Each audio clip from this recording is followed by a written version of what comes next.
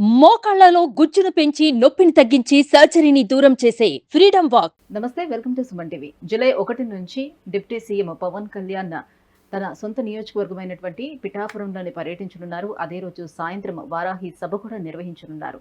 దీనికి సంబంధించిన ఎటువంటి అంశాలను చర్చించే అవకాశం కూడా అక్కడ ఉంది. సభకు సంబంధించినటువంటి పూర్తి డీటెయిల్స్ అందించేందుకు మనతో పాటు ఉన్నారు ప్రముఖ రాజకీయ విశ్లేషకులు చంద్ర శ్రీనివాస్ గారు. Hello sir. హలో అండి. సార్, మొట్టమొదటిసారిగా తను గెలిచిన తర్వాత అంటే ఇంత పెద్ద మెజారిటీతో ఏ నియోజకవర్గంలోని ఏ నాయకుడిని గెలిపించుకోలేదు. అంత మెజారిటీ తోటి పిఠాపురం ప్రజలు గెలిపించుకున్నారు పవన్ కళ్యాణ్ గారిని. సో ఫస్ట్ టైం గెలిచిన తర్వాత వెళ్తున్నారు. సో అక్కడ తర్వాత సభ కూడా నిర్వహించబోతున్నారు, వారాహి సభ. సో ఏంటి ఈ పర్యటన ముఖ్యాంశాలు? డెఫినెట్గా ఆయన దశాబ్దం పైన ఉన్నాడు.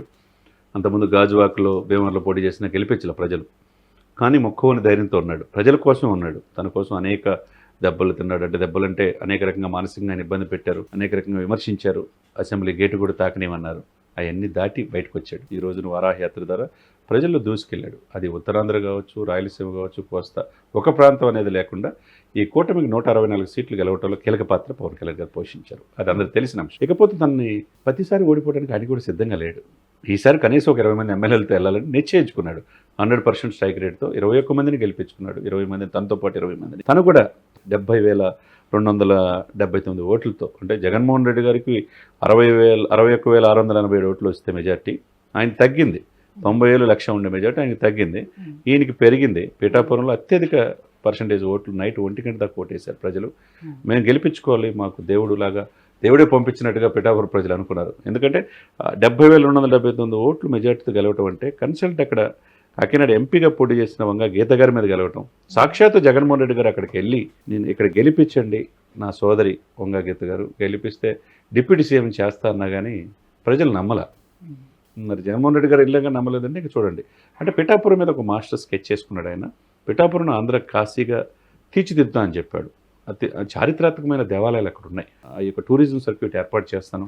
కాకినాడలోనే, కాకినాడ ఎంపీ పరిధిలో ఉంది కాబట్టి 7 సెగ్మెంట్స్లో ఈ పిఠాపురం విశిష్టతని ఆయన తెలుసుకున్నాడు. అక్కడే స్థిర నివాసం ఏర్పాటు చేసుకుంటా అన్నాడు. ప్రస్తుతానికి ఒక ఇల్లు తీసుకున్న తర్వాత హెలిప్యాడ్ కూడా అక్కడ గొల్లప్రోల్లో పెట్టుకున్నాడు.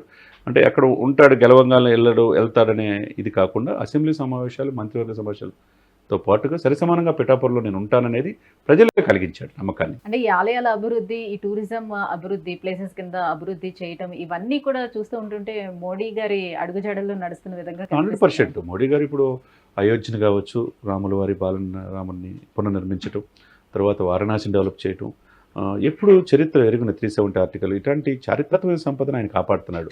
దేవాలయాలను ధ్వంసం చేశారు గతంలో, ఇప్పుడు ఈయన దేవాలయాలను పునర్నిర్మిస్తున్నారు. ఎప్పుడు సనాతన సంప్రదాయాన్ని గౌరవించే పవన్ కళ్యాణ్ గారు 165 దేవాలయాల మీద గత ప్రభుత్వాలు దాడులు జరిగితే ఖండించాడు. అంతర్వేదుల రథం దగ్ధం అయినప్పుడు దాన్ని కూడా ప్రశ్నించాడు.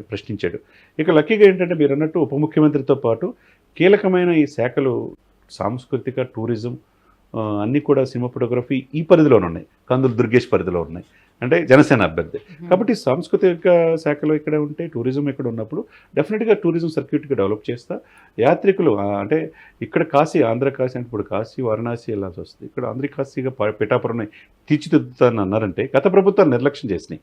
ఆ పిఠాపురం విశిష్టతని, చారిత్రాత్మక నేపథ్యాన్ని ఆయన ముందుకు తీసుకెళ్తానని చెప్పడం గర్వించదగ్గ పరిణామం. వాళ్ళు వేయికలతో ఎదురు చూస్తున్నారు. ఆయన ఓటేసి గెలిపించిన లక్షలాది మంది ప్రజలు మా ఎమ్మెల్యే గారు, మా పిఠాపురం ఎమ్మెల్యే తాలూకాని ఇప్పుడు కార్ల మీద స్టిక్కర్లు వేసుకొని తిరుగుతూ ఉన్నారు. ఆయన డిప్యూటీ సీఎం అయిపోయాడు.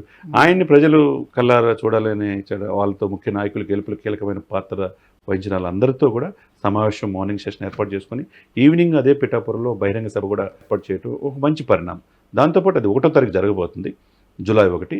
జూలై 2, 3 తారీఖులు మాత్రం పూర్తిగా కాకినాడ పరిధిలో అధికారులతో పిఠాపురం అభివృద్ధి మీద పూర్తి కాన్సన్ట్రేషన్ చేస్తున్నాడు. ఎందుకంటే ఇప్పుడు ఉప ముఖ్యమంత్రి కాబట్టి ప్రోటోకాల్ ప్రకారం వెళ్తాడు. అన్ని శాఖల అధిపతులు ఆయన దగ్గర రావాల్సిందే. పిఠాపురంని ఏ విధంగా తీసుకోవాలి, అందుకని నాయకుడు కుప్పం, ఇప్పుడు శాశ్వత చిరునామా చంద్రబాబు నాయుడు కుప్పం ఎలా ఉందో, కుప్పంని ఏ విధంగా అభివృద్ధి చేయడానికి సిద్ధం చేసుకుంటాడు. ఆయన ఎందుకు ఎవరు పోటీ చేసినా గెలవలేకపోతున్నారు ఆయన మీద. అదేవిధంగా పులివెందుల జగన్మోహన్ రెడ్డి గారికి ఎట్లనో పవన్ కళ్యాణ్ గారికి శాశ్వత చిరునామా పిఠాపురం, నీకు ఆయనదే అవుతుంది. కాబట్టి దాన్ని ఏ విధంగా అభివృద్ధి చేయాలా, తనను ఎక్కడ గెలవని వ్యక్తిని పిఠాపురం ప్రజలు గెలిపించారు కాబట్టి ఇంకా గురుతర బాధ్యత పవన్ కళ్యాణ్ గారి మీద ఉంది. కాబట్టి అన్ని శాఖల అధికారులతో రివ్యూ చేస్తారు. పిఠాపురం రోడ్లు కావచ్చు, అవస్థాపన సౌకర్యాలు కావచ్చు, మంచినీటి సదుపాయాలు కావచ్చు, దేవాలయాల అభివృద్ధి కావచ్చు, అన్నిటి మీద పూర్తిగా ఆ 2 రోజులు కూడా ఉండి ఈ 3 రోజుల పర్యటన పిఠాపురం ప్రజలందరికీ కూడా వాళ్ళు అంటే గుండెల్లో బిఫోర్ ఎలక్షన్స్ నాగబాబు గారు కూడా చెప్పారు, పవన్ కళ్యాణ్ నెక్స్ట్ పిఠాపురం నియోజకవర్గం ప్రజలకు ఖచ్చితంగా అందుబాటులో ఉంటారు, ఇక్కడే తన హౌస్ అది కూడా నిర్మాణం చేసుకుని వీళ్ళందరికీ మీ అందరికీ కూడా ఖచ్చితంగా అందుబాటులో ఉంటారని చెప్పారు. సో ఆ రకంగా వెళ్తున్నారా? తప్పకుండా 100% కదండి. నాగబాబు పవన్ కళ్యాణ్ గారు అందుబాటులో రాష్ట్ర వ్యాప్తంగా పర్యటనలో ఉన్న నాగబాబు గారు ఆయన ఎలక్షన్ అయిపోయేదాకా అక్కడే ఉండాడు.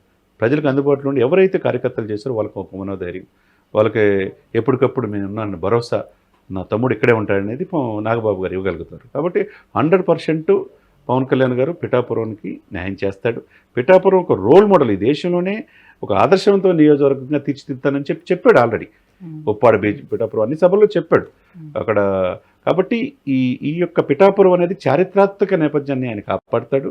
అదేవిధంగా ఈ దేశంలో ఒక రోల్ మోడల్ నియోజకవర్గ పిఠాపురం తీర్చిదిద్దుతాడంటే ఎటువంటి సందేహం లేదు. రైట్. సో ఇంకా నెక్స్ట్ రానున్న రోజుల్లో పిఠాపురం ఒక లెవెల్లో కనిపిస్తుంది అయితే. డెఫినెట్గా. Right, thank you so much sir. Suman టీవీలో మీ పర్సనల్ అండ్ బిజినెస్ ప్రమోషన్స్ కోసం కింది నెంబర్కి కాంటాక్ట్ చేయండి.